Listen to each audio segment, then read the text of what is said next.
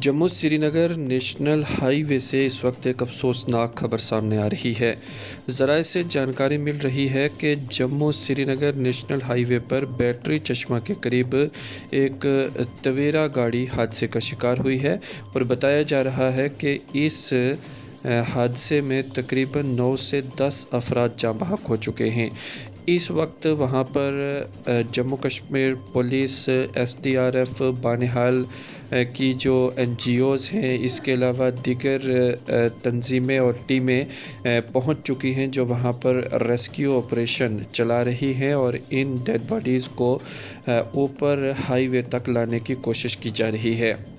इस बीच जो तस्वीरों से हमें जानकारी मिल रही है या जो अभी तक इनिशियल इन्फॉर्मेशन हम तक पहुंची है, उसमें ये बताया जा रहा है कि भारी बारिश भी है और बारिश, फिसलन और मौसम ख़राब होने के बावजूद यहाँ पर रेस्क्यू ऑपरेशन तेज़ी के साथ चलाया जा रहा है और कुछ डेड बॉडीज़ को नेशनल हाईवे तक ऊपर यानी गाड़ियों तक, एम्बुलेंसेस तक पहुंचा दिया गया है।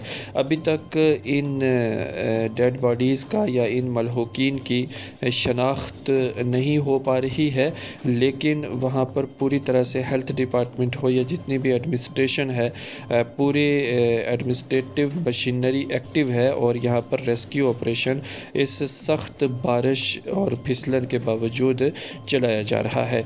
मशकूर अहमद हमें वहाँ से रिपोर्ट कर रहे हैं और वो ये तस्वीरें उन्होंने भेजी हैं।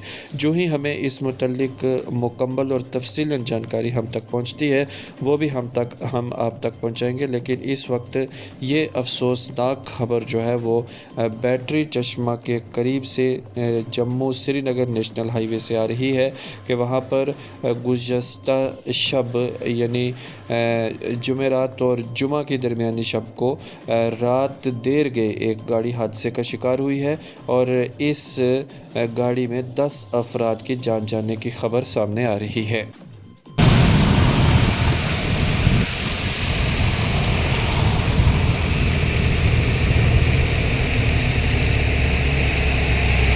किसी लड़के को गुस्सा हो जाए, क्या जवाब देंगे सर?